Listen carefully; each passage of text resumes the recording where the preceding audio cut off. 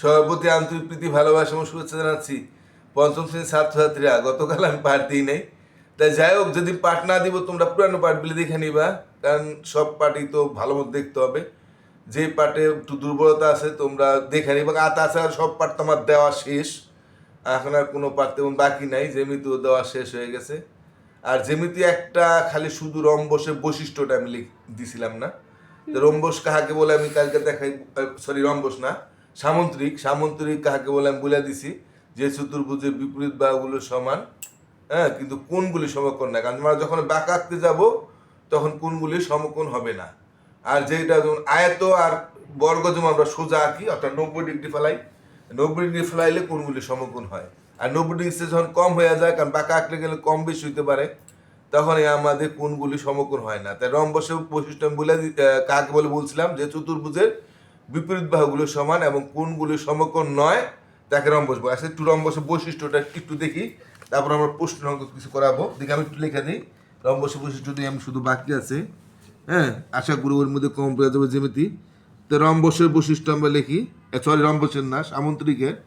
আমার মুখে খালি রম্বসে পড়তেছে, আমার আজকে এবারে পরীক্ষার রম্বস নাই। তো সামন্তরিকের বৈশিষ্ট্য, হ্যাঁ,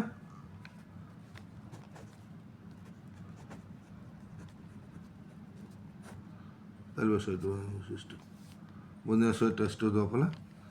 তা কি রম্বসের সব, সরি সামন্ত্রিকের 1 নম্বর, সামন্ত্রিকের আচ্ছা, আর সামন্ত্রিকের লেখার দরকার নেই। 4টি বাহু দ্বারা সীমাবদ্ধ, একই বর্গ বা ইয়ের একই, সবই এক, খালি একটু বেশ কম। 4টি বাহু দ্বারা সীমাবদ্ধ। তার কোণগুলি 4টি কোণ আছে, এটাও 4টি কোণ আছে, 4টি কোণ আছে। ওই বর্গেরও 4টা কোণ আছে, আয়তেরও 4টা কোণ আছে, হ্যাঁ, 4টি কোণ আছে, কিন্তু কোণগুলি সমকোণ নয়। আরেকটা বলে কোণগুলো আয়ত আর বর্গগুলো কোণগুলো সমকোণ, এটুই পার্থক্য। কোণগুলো সমকোণ নয়, হ্যাঁ। আর এটা হলো বিপরীত বাহুগুলো সমান, হ্যাঁ। আর ওর আয়ত হইলো, আয়তের বিপরীত বাহু সমান, কিন্তু বর্গের হইলো 4টি বাহু সমান। আয়তের খেলি খেলি কোণগুলো সমকোণ হবে, আর এই 3টা একই আছে। তা ঠিক আছে, এটা আমরা বুঝে গেলাম যে আয়তের সামন্ত্রিক, যদি সামন্ত্রিক বৈশিষ্ট্য তোমাদের দিয়ে দিলাম। এখন তোমাদের আমি প্রশ্ন অঙ্ক করাইছিলাম 2টা অঙ্ক, দেখো এই যে 2024 সালে যেটা আছে, 2024 সালে আমরা এই 2টা অঙ্ক করাইছিলাম। যদি এটা সৃজনশীল, তারপর সৃজনশীল শিখে রাখো, সৃজনশীল ছাড়া আসলেও পারবা। যদি সৃজনশীল আসে তাহলে তোমাদের ভালো হবে এটা দেখলে। জামাল সাহেবের মাসিক বেতন হইলো 8,665 টাকা। হ্যাঁ, জালাল সাহেবের আর কি, আচ্ছা কি ওটা কোনো ব্যাপার না। জালাল সাহেবের মাসিক বেতন 8,765 টাকা। প্রতি মাসে তিনি 3,225 টাকা বাড়ি ভাড়া এবং 4,850 টাকা অন্যান্য ক্রয়ে খরচ করেন। অবশিষ্ট টাকা তিনি ব্যাংকে জমা রাখেন। তাহলে জালাল সাহেবের মাসিক বেতন কত? 8,765 টাকা। প্রতি মাসে তিনি 3,225 টাকা বাড়ি ভাড়া এবং 4,850 টাকা অন্য ক্রয়ে খরচ করেন। অবশিষ্ট টাকা তিনি ব্যাংকে জমা রাখেন। তাহলে তিনি বাড়ি ভাড়া অন্য খরচ বাবদ মোট কত টাকা খরচ করেন? তো এইটা যদি এভাবেও আসতো, তাও আমরা এটা কিন্তু বাড়ি ভাড়া খরচ কত টাকা আমরা সেটা বাই করতাম। তো 3 নম্বরটা আমরা এখানে একটু দেখি অঙ্কটা, হ্যাঁ। তাহলে এটা কি জালাল সাহেব না? জালাল সাহেব কতটা লিখা দিই, জালাল সাহেব না দিয়ে আমরা একটা দাগ দিয়ে দিলে নিচে বুঝতে পারবো যে এর কথা বাকি আছে আর কি। তা জালাল সাহেব কি করেন? বাড়ি ভাড়া দেন কত? এই যে প্রতি মাসে তিনি 3,225 টাকা বাড়ি ভাড়া দেন। আর 4 সংখ্যা থাকলে আমরা জানি প্রথম করে 1000, তো 3,225 টাকা বাড়ি ভাড়া দেন। তো বাড়ি ভাড়া দেন,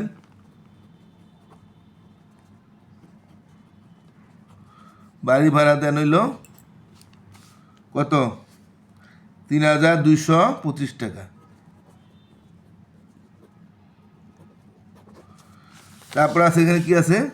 4,850 টাকা অন্যান্য ক্রয়ে খরচ করেন। তাহলে অন্যান্য খরচ করেন অন্যান্য ক্রয়ে খরচ করেন, অন্যান্য ক্রয়ে খরচ করেন কত, লেখাটা এদিক থেকে লিখলে বলো তো, 4,850 টাকা। 8 এদিকে লিখলে এটা সুদা পড়তো, যাই সুদা পড়ে নাই, তারপর তোমাদের এটা করতে সমস্যা নাই। তো মোট খরচ করেন কত, এখানে বলছে তিনি বাড়ি ভাড়া অন্যান্য বাবদ মোট কত টাকা খরচ করেন। তাহলে এখানে এই কথা লিখতে পারো, তিনি বাড়ি ভাড়া, সুতরাং তিনি বাড়ি ভাড়া অন্যান্য খরচ করেন ও অন্যান্য খরচ করে লেখাটাই হয়ে গেল। আমার 2 ডাইন দ্বারা লিখলে ভালো হইব। হ্যাঁ, তাহলে কত হয়, 5 5 2 7, তোমরা 2 ডাইন দ্বারা লিখো তাহলে ভালো হবে। আমি একটু হয়ে গেল এটা, 5 5 5 2 7, 8 2 10 0, হাতে হইলে 3 7 রেখে 8, এই যে এত টাকা। অর্থাৎ তাহলে উত্তর হইলো, এটার উত্তর যদি সৃজনশীল হয় তাহলে এটার উত্তর হয়ে গেল 8,075 টাকা। আর যদি সৃজনশীল না হয় তাহলে এখানে উত্তর দেওয়ার দরকার নাই। আচ্ছা, এবার বলছে যে তিনি প্রতি মাসে মোট কত টাকা জমা রাখেন। তাহলে তিনি আয় করে কত টাকা, জালাল সাহেবের যদি সৃজনশীল হয় তাহলে আবার লিখবা জালাল সাহেবের, তাহলে কত টাকা আয় করে আয় করে মাসিক আয় এলো, মাসিক আয়, এই যে মাসিক আয় এলো, এই যেখানে দেওয়া আছে। হ্যাঁ, জালাল সাহেব মাসিক আয় এলো 8,765 টাকা। তো মাসিক আয় এলো 8,765 টাকা। বইয়ের মধ্যে তোমাদের অঙ্কটা আছে, তোমরা বইয়ের থেকে দেখে নিতে আরো, কিন্তু পরীক্ষার সময় আসলে সমস্ত বুঝতে পারি না যে কোথার থেকে অঙ্কটা আছে, যার জন্য অনেকে হয়তো পারে না বা ভুলে যায় বা ভুল হয়ে যায়। তাহলে এখন তার মাসিক আয় এলো 8,765 টাকা। এখন বলছে তিনি প্রতি মাসে মোট কত টাকা জমা করেন, তাহলে খরচ করেন কত। হ্যাঁ, আর মাসিক খরচ হইল তার, এই টাকাটা খরচ করে 8,075 টাকা। তাহলে বাকি টাকা জমা থাকে না, সুতরাং মাসিক জমা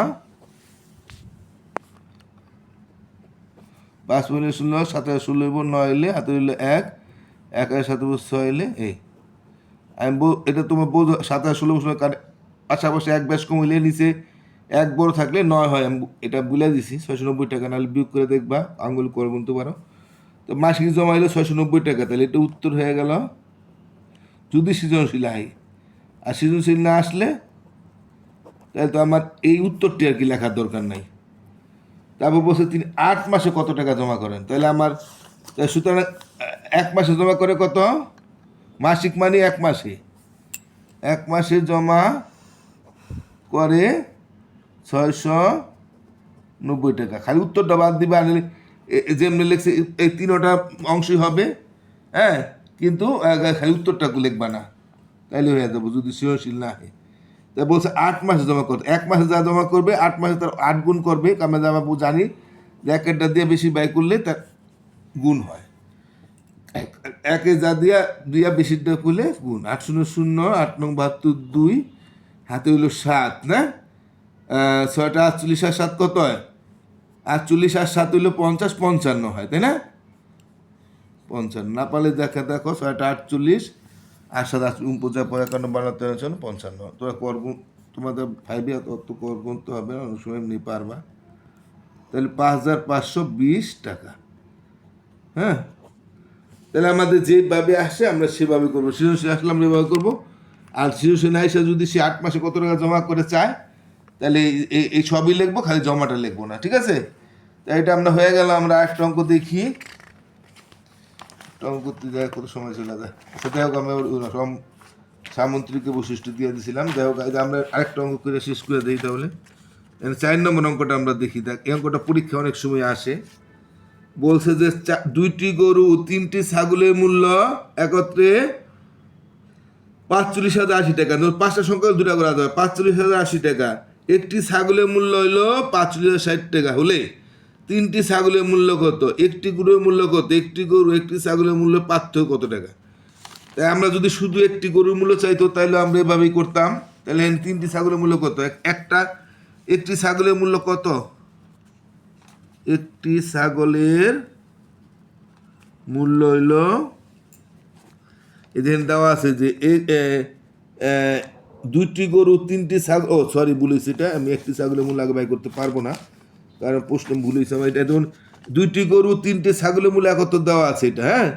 এখানে আছে দুইটি গরু তিনটি ছাগলের মূল্য আছে, দেখি আমরা। এটা আছে দুইটি গরু ও তিনটি ছাগলের মতো টাকা। একটি ছাগলের বাবা একটি ছাগলের মূল্য তো আসিল, ঠিক আছে। একটি ছাগলের মধ্যে দেওয়া আছে, একটি ছাগল যেটা দেওয়া আছে সেটা তো আমরা জানি, সেটা আমরা লিখতে পারবো। তো একটি ছাগলের মূল্য কত দেওয়া আছে? দেওয়া আছে এটাই যে খেয়াল করছিলাম না, যে 4,560 টাকা। কত? এই যে একটি ছাগলের মূল্য 4,560 টাকা। তাহলে 4,560 টাকা না? তা কয়টা ছাগলের মূল্য? তিনটা ছাগলের মূল্য। সুতরাং তিনটি ছাগলের মূল্য 3 গুণ হবে, কারণ একটা দিয়ে বেশি ডাবে করলে গুণ আমরা জানি, কারণ 3 0 0 308 হাতে হইল 1, 3 5 15 1 16 7 হইল 1, 3 4 12 1 13, অর্থাৎ 13,680 টাকা। যদি আমার সৃজনশীল হয় তাহলে আমরা এখানে উত্তর লিখবো, আর না সৃজনশীল না হয় তাহলে আমরা এখানে উত্তর লিখবো না, ঠিক আছে। তো এখন তিনটা ছাগলের মূল্য তো আমরা পেয়ে গেলাম গা, তাইলে না? এখানে আছে দুইটি গরু ও তিনটি ছাগলের মূল্য। তা দুইটা গরু তিনটা ছাগলের মূল্য, তা তিনটা ছাগলের মূল্য যদি আমরা বাদ দিই তাহলে দুইটা গরুর মূল্য থাকে। তাই আমরা লিখি দুইটি গরু ও তিনটি ছাগলের মূল্য। লিখলে একটু ভালো হয়, নাহলে শুধু সরাসরি আমরা দুইটি গরুর মূল্য লিখে দিতে, তার প্রশ্ন মতে দুইটি গরুর মূল্য লিখে দিতে পারি। আর যদি তোমরা লেখো তাহলে দুইটি গরু তিনটে, নাহলে আমরা প্রশ্ন মতে একবারে দিয়ে দিই তাহলে প্রশ্ন মতে। সুতরাং প্রশ্ন মতে দুইটি গরুর মূল্য বাদ বাকিটা দুইটা গরুর মূল্য, হ্যাঁ। আর নাহলে তুমি এটা লিখতে পারো দুইটি গরু তিনটি ছাগলের মূল্য, এখন এটা লেখা দিয়ে করতে পারো। তো প্রশ্ন মতে দুইটি গরুর মূল্য আমরা একবার সরাসরি করে দিতে পারি, 4,580 টাকা। তার থেকে আমরা আমরা তিনটা ছাগলের মূল্য বাদ দিই, এইটাও 5 সংখ্যা, এটা 5 সংখ্যা, তাহলে সমস্যা নাই, সব সংখ্যা বেড়ে যাবে। 0 0 8 7 এখানে আমরা পাইলাম হইল দুইটা গরুর মূল্য। সুতরাং একটি গরুর মূল্য কি তার অর্ধেক হবো না? তাহলে একটা গরুর মূল্য আমরা আর অর্ধেক হবে একটি গরুর মূল্য, কারণ দুইটা গরুর মূল্য যা, তার দুইটাটা দিয়ে একটা ব্যয় করতে গেলে ভাগ, অর্থাৎ বেশিরটা দিয়ে একটা ব্যয় করতে গেলে ভাগ। তো একটি গরুর মূল্য কত হয়? তাহলে আমরা এখানে ভাগ করে দিই, দুইটা এভাবে আমরা সরাসরি ভাগ করে দিই, তাহলে আমরা হয়ে যায় প্রথম সংখ্যা এক সংখ্যা বড় আছে, 2 অক্ষে 2 থাকে 1, এবার 1 কাটলে 11, হ্যাঁ। তাহলে 5 দ্বিগুণে